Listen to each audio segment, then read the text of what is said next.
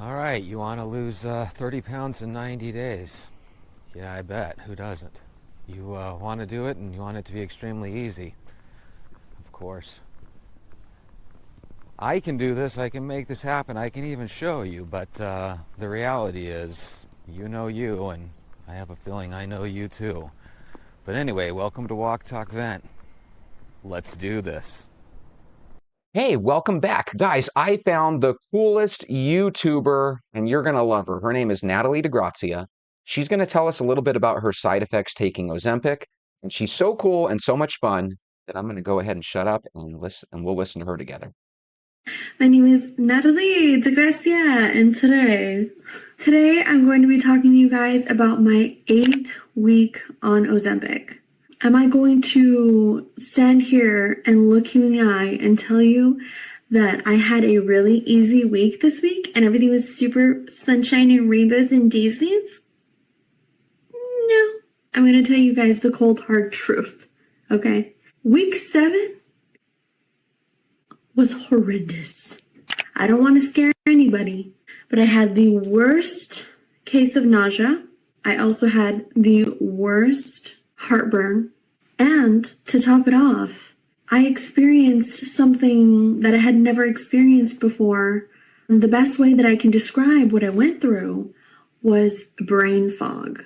But wait, I'm on this weight loss journey. I know what you guys are thinking, and I thought the same thing. She just has a natural charisma about herself. I think she's going to be big time famous someday. If she's not already, she could already be for all I know. Do you guys know her? And I was diagnosed pre-diabetic, so my doctor prescribed me Ozempic. And now I'm taking Ozempic to lose weight so that I can hopefully not be pre-diabetic anymore. Great. Now that you're all caught up, you guys. First off, the nausea would happen right before I was going to fall asleep. So there I am laying in bed, and then all of a sudden, I get this feeling that I want to upchuck.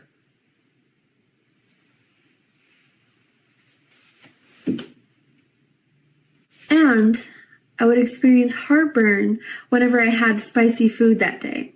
I have spicy food every day. The reason why I all of a sudden was just having not a fun time, I was not live, laugh, loving, was because my dosage was increased from 0.25 mg to 0.5 mg. 0.5 mg is a slightly higher dosage than 0.25 mg.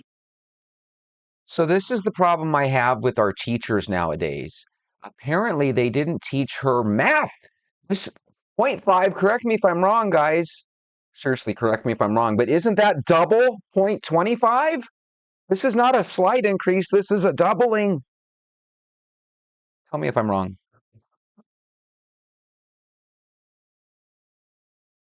And my body wasn't having it. Thankfully, this week, I've been having a better week compared to last week. Okay, so that's good. We're improving. I have discovered that I need to eat more. It sounds crazy. It sounds insane. I know. However, I discovered that if I don't eat, I will want to throw up, and I will get heartburn from hell, and then my brain will stop working. That's what I learned. So what am I doing now?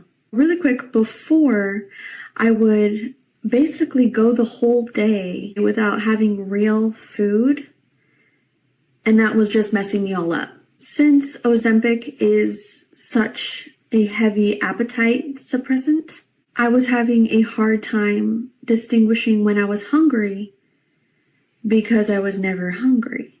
So that was the hard part.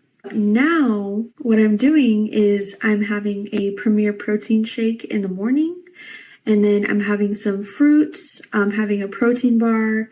Basically, I'm just like eating for most of the day. Before, I would just wake up, drink a Celsius, which is an energy drink, and then work out for 30 minutes, shower, have a little snack, and then eat a meal towards 5 p.m. And that's what was messing me up. But now that I'm eating more, I'm having a much better time, okay? Moral of the story is eat.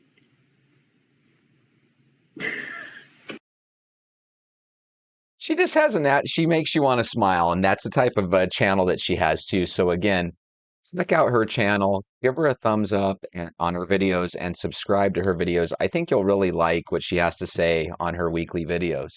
The one thing that scares me about Ozempic and Wegovy, and again, nothing against those people using it, but anything that makes it where you don't want to eat, yet you're still able to work out and do these things, it just doesn't sound right to me. Does that make it wrong? No, I'm not a scientist or a doctor by any means, but does it sound right to you? Because my thinking is, let's go with our gut. And if our gut says this isn't right, probably not.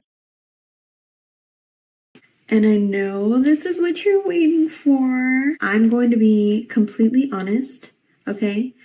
Since I have upped my dosage, I have only lost 1 pound. So in total, in my whole Ozempic journey, I've lost 8 pounds. To be completely honest, on paper, that sounds like a disappointment, I would want to, obviously lose a little bit more weight than that. A weight loss journey isn't constantly going up. There's going to be hills, there's going to be loop-de-loops, there's going to be halts. It's going to just not go for a while. And that's okay because it's all part of the process. Have I been keeping up with my exercise schedule? In short, I have really been slacking on that part. And I'm not going to lie, I've been slacking on my diet as well. This past week, I need you guys to ask yourself that question. Have you been slacking? I hope I'm not scaring anybody because everybody's body is different. And I say this from the deepest part of my heart. I hope you do not have to go through what I went through. It was fun. It was not fun. I also forgot to mention that I also had constipation. You didn't hear it from me. Just a quick overview. I had nausea, heartburn, brain fog, and my period was late. And I also had diarrhea and constipation. You didn't hear it from me. And also, in total, I've lost 8 pounds so far from the beginning of my Ozempic journey. And I believe that the reason why I had such heavy side effects was because of my dosage increase. And finally, I do want to say thank you guys so much for being here. And it just warms my heart seeing all of your comments. And here is my...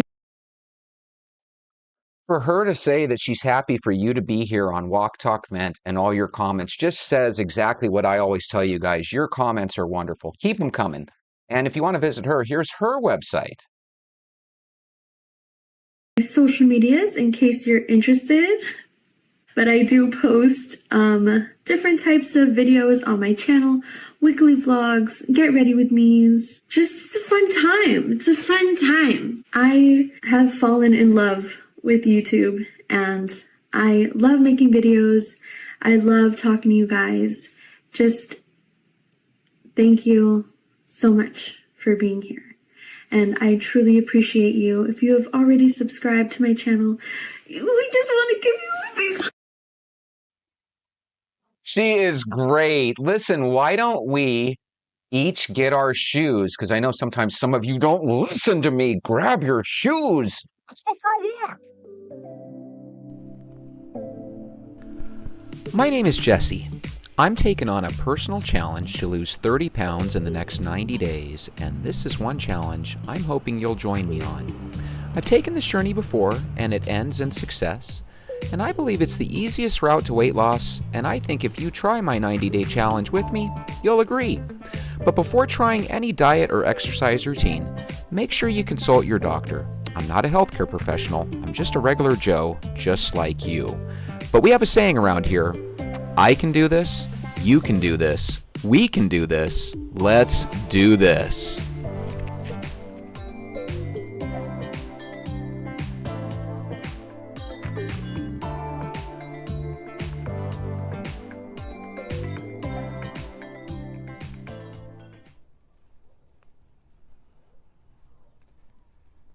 So check this out. I don't know if you guys remember Bruno Mars. He's probably still big now, but I remember him a lot more about a decade ago. And I thought he was super talented, and of course he is super talented, but apparently he's got a gig in Las Vegas where he stays at the hotel, at the, the suite or whatever. There, I don't know if it's the MGM or the Luxor or what, but apparently the casino pays him like 90 million bucks a year, and somehow he's got a gambling issue that has put him $50 million in the hole. Could you guys imagine being indebted $50 million, which basically means he's property of the casino? And I know a couple of us like to gamble, and some of us might even waste way too much money on it than we should. But my goodness, could you honestly imagine spending that much money and being that much in debt to a casino? Oh my God, that sounds unreal. And I wanted to kind of put that into what we're dealing with here. And if you really think about it, a lot of us are gambling with our health now. A lot of us don't think about changing what we're doing until it's a little bit too late. And I think that if people that are in my same in my same situation, where maybe you are a little pre-diabetic and maybe you're a little bit overweight, now is the time to stop all that momentum from pushing you over the edge and actually becoming obese and unhealthy. And if you're somebody in your 20s or 30s, there is no time better than the now to start getting up and walking, thinking about drinking water rather than soda pop and sweet liquids. You might want to even get off the coffee. Coffee's weird, though. They tell us 1 year, that it's bad for us, and then, another year later, another news report comes out that it's good for us, But yeah, very interesting. Could you imagine if you owed $50 million? You would probably jump off a cliff. But I guess when you make $90 million a year, all you need to do is learn to control yourself for a year or two and you're good again. I can tell you one thing. He makes enough money where he doesn't have to gamble, which just goes to show you that gambling in itself is an addiction. It has nothing to do whether you're rich, poor, or otherwise. So in a weird way, it's kind of how life goes, Just because you look happy on the outside, you could be absolutely miserable. And just because you look healthy on the outside, you could be totally unhealthy on the inside. I think a lot of bodybuilders look super healthy, but if you ever notice on YouTube, a lot of them die early. I think those muscles just take up too much oxygen. And I think a lot of the performance-enhancing drugs that people are on, they can really do damage on your heart. There's a lot of guys in my age group, and there might be a lot of 40-year-olds listening to my words right now. A lot of us are under a little bit of I don't want to call it pressure, but a lot of us are thinking about taking things like hormone replacement and testosterone replacement. And there's some women out there that are thinking about taking hormone replacement as well. But, my thinking is if you've got a little gut on you, that gut might be the reason that your testosterone's not as high as it should be. And before we flip out and start putting chemicals in our body, why don't we try to get rid of that gut first and see what happens, If you absolutely feel like you need testosterone replacement, then, talk to your doctor, see if he can get you into a good hormone, a hormonal expert, and see if it's the right move for you. But, before we had all these fancy doctors with their fancy specialties, we had a lot of 60 and 70-year-old guys still having kids. I don't know if you guys remember, but when we were younger back in the day, you would go through the line at the grocery store, and if you remember, they would have like the National Enquirer there, and they would always show a picture of like an old guy in the Middle East. He might be 80 or 90 years old, and they would show his like 70 or 80-year-old wife. And then it would say, hey, they just gave birth to their 80th child. You remember those things? those things are based in truth. They're not true necessarily, but a lot of those stories are based in truth. I think we used to have a lot of 50 and 60 and 70-year-old men that would still get young women pregnant every now and then, you know? And it's really weird because when I was a kid, we used to have like the Get in Shape doll for the little girl. Get in shape, girl. Remember Get in Shape, girl? If you're in your 40s like I am, we used to have a Get in Shape girl doll for kids. Now, if you tell a kid get in shape, God forbid, you're the worst person ever. You know? But the reality is, these kids are getting so unhealthy that I hear some people in their 20s are having heart attacks and strokes. That can't be good. That can't be good at all, and it's not good. And if you're a young person in your early 20s and you're watching this, put your shoes on, kid, and get outside. We need to walk, and we need to have you live for a long time. A very long time. By the way, there's something wrong with our 20 and 30-year-old men and women in this country from the standpoint of they're having little to no babies compared to how it used to be. And when you don't have babies and you have a bunch of old people that rely on Social Security, you're really making things tough.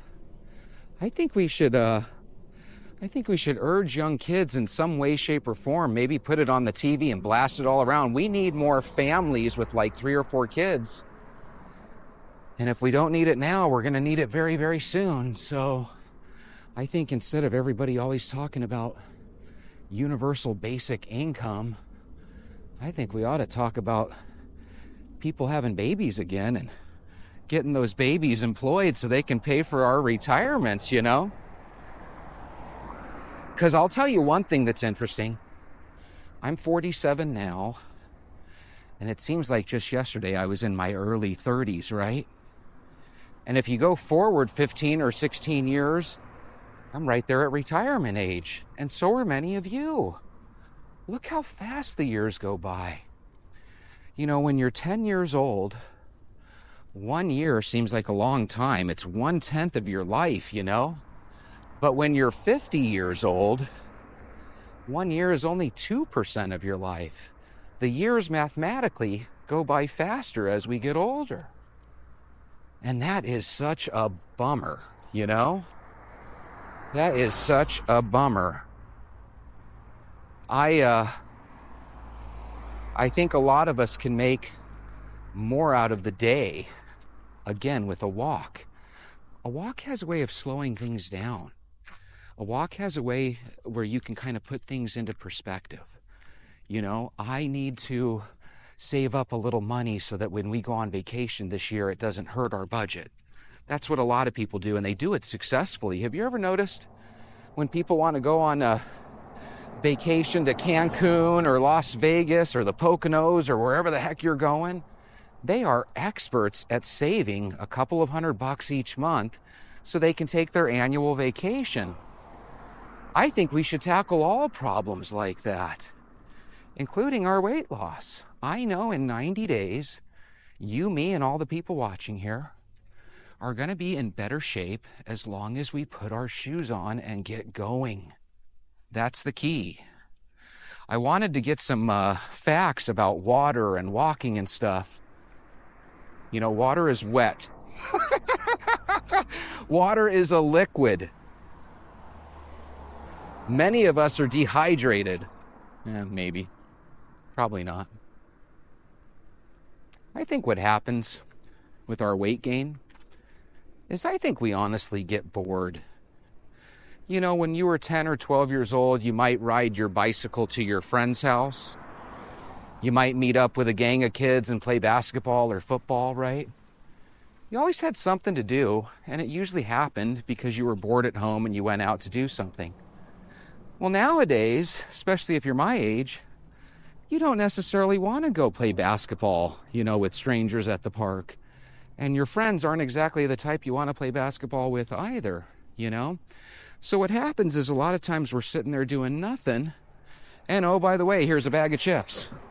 Oh, by the way, here's some cookies from, we got to finish these cookies before they go bad. And we literally bore ourselves into fatness. And again, that's where we have an advantage by walking. When you walk, you start thinking, hey, I've got a vacation coming up. I better start saving. Me and Ethel better start saving up for our vacation. And I don't want you to stop taking your vacation, but, technically, if you didn't take 3 or 4 a year, you probably would be in better shape financially, But it always amazes me that people can save up like crazy to go on their yearly vacation. I'm more of a staycation guy. I notice whenever I go on vacation, I never can sleep in the hotel rooms. The pillow's too fat or the blankets are too cold. Something's weird. I always have a hard time sleeping in other places. But see, that's the problem with this Bruno Mars character. I think he got a little too comfortable in his suite there at the casino, whatever one it is, probably the MGM or something. Every day, it's slowly getting warmer and warmer. And that's no big deal where you live. But where I live here in Phoenix, that means that every day it gets a little bit closer to misery because we don't stop at 102 or 103. I'm sure you guys are old enough to know people that have visited you from Arizona, or maybe you've been to Arizona. 103 would be pleasant. It gets miserable. It gets like 118.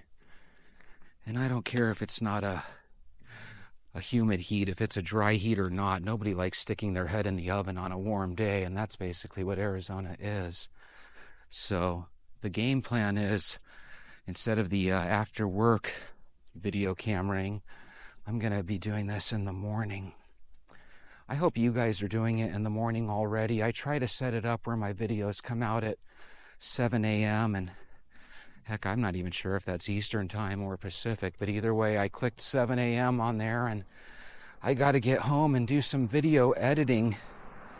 That's the one thing that, you wouldn't think took so long, and I know I'm not the best editor. I'm sure there's some cuts that you guys are looking at thinking, oh my God, that was pretty rough. But when you've got to try to squeeze 3 or 4 hours into, maybe 2.5 hours, and you're still not that good at it, it can be a challenge. But here's the thing, I'm not going to give up on it. Just like when I step on the scale and I haven't lost a single pound, that doesn't mean that it's not working. It doesn't mean that you should give up on that stuff. You have to get used to things not going your way. Yeah, I know you're thinking you've dealt with that. You don't need me to tell you. But the reality is, when it comes to your weight, where you want it to be compared to where it is, very rarely are people satisfied. Almost everybody wants to gain 10 pounds or lose 15. You're no different. The main thing is if we can get it where you habitually like walking, you habitually like drinking water, it'll just put you in a better spot. I was thinking about the oatmeal today. The reason we eat oatmeal for breakfast and the reason we eat unflavored Cheerios or Chex Mix or whatever, something that doesn't have sweetness to it, the reason you want to eat that is because eventually your hunger pangs are going to dissipate. They're going to become less, right? And when that happens, there's going to be moments where you wake up in the morning and you say, you know what? I'm going to take my walk before I eat breakfast. And when you get back from breakfast, you're supposed to go to work, right? You might find days where you're able to skip breakfast.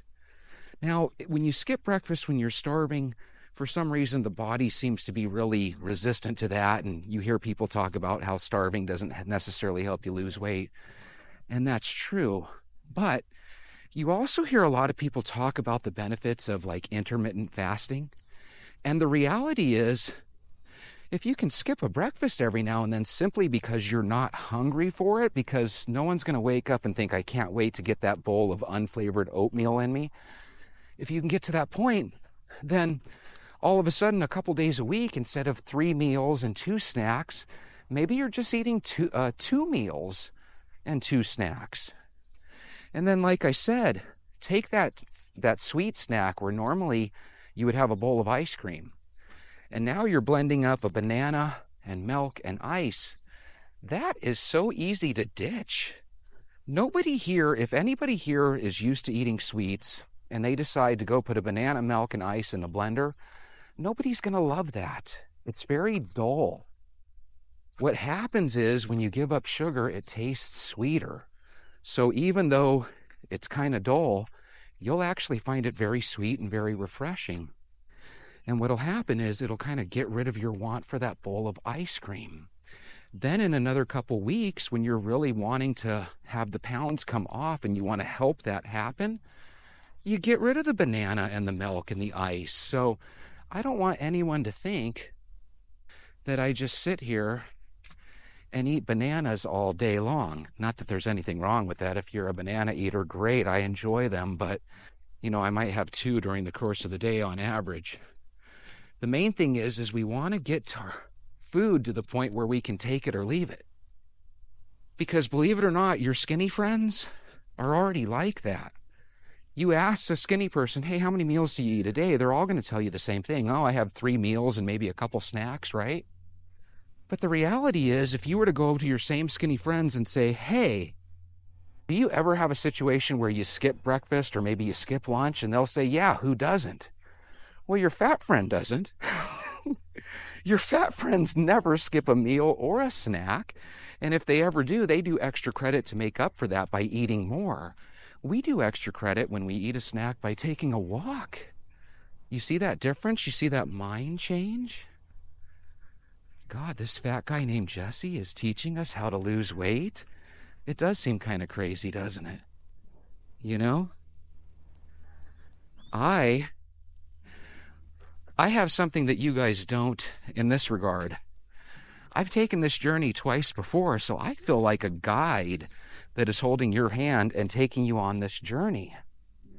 Here, I'm going to flip this around so you can see a little bit of what I see. What I see is a red stop sign down there that looks far away to somebody that doesn't like walking. Isn't that crazy? That stop sign is probably, I don't know, I'm just guessing 150 yards away. But to a non-walker, that just looks like a distance that doesn't need to be walked. To a person that walks every day, you look at that and say, that's about a 1.5 minute walk. Probably not even that long, If you can do that regularly, go to the end of your street and back. That's better than nothing.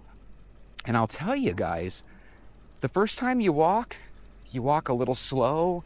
You don't go as far as you think you can go because you think you're walking a little too far. And before you know it, 3, 4, 5 walks into it, you're walking so much faster than you were, and you're walking so much further than you were. It's really fantastic. It's really interesting. And I don't know if interesting is the right word, but I find it fantastic. What's the word I'm looking for? Anyway, I find it crazy that the human body can just walk so easily. Now, imagine if I was walking on my arms. My arms would want to fall off by now. Our legs can just walk forever. It's amazing. It's amazing. Hey, in case you guys are wondering, I'm always a couple days ahead of recording, but ultimately, I would like to catch up where my recording is literally the same time that you guys are watching it, or maybe just 1 day behind. So I just want you to know that I have goals, but at the same time, I want to give you guys a consistent video that's in that 30 to 45 minute range. And I know some people are thinking that's about 40 minutes too long, but whatever. If the 45 minutes is about 40 minutes too long, then just watch the first 5. I know there's probably inevitably going to be people that are on Wegovy or Ozempic or have gone through weight loss surgery that watch these videos. And I just want you to know that I'm not against you. I'm glad that the surgery worked out for you and stuff. If the surgery didn't work out for you, I'm sorry that you're going through whatever you are. All I want people to know is that those surgeries don't come without risks. And last I checked, there's very little risk with trying to walk every day and trying to drink water and trying to avoid sugar. And you want to know something? The thing that kills this country is moderation is the key. Man, if we could handle moderation, none of us would be overweight. None of us would be on our phones for longer than an hour a day. You know, the average person is on their cell phone like 5 hours a day just staring at the screen. The average person doesn't eat the portions that we're supposed to eat. There is no such thing as moderation is the key, because nobody's strong enough to keep it moderate. And if you really think about it, what I'm saying, how we avoid sugar every day, therefore whenever we want to have sugar we can, that's what moderation is really about. If you really think about it, and no one wants to tell you that, because if we all stop buying food and stuff, the world starts to break down. But if you think about it, that's what's going to happen if everybody gets on Wegovy and Ozempic.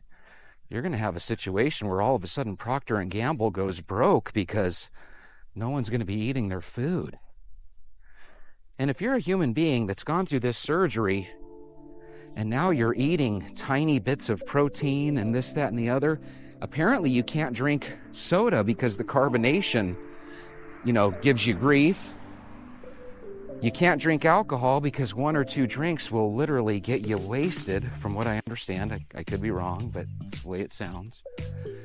And, as far as your plumbing down there, you could be going or you could be stuck up and plugged up for a long time. So, again, before you go through weight loss surgery or before you go through, taking medications, get your shoes on. Let's go for a walk. I'm here with you. And don't go to the casino gambling either. Bruno Mars has taught us that that's not worth it either. How are you, Mrs. Overton? How are you? Mrs. Overton's my good friend. She's taking her walk. You've been walking now for a couple of weeks, haven't you? Almost a month and a half. A month and a half. Keep it going. Yeah. We'll talk soon. Have a good walk. So, that's Mrs. Overton. She always gives me all the details on the neighborhood.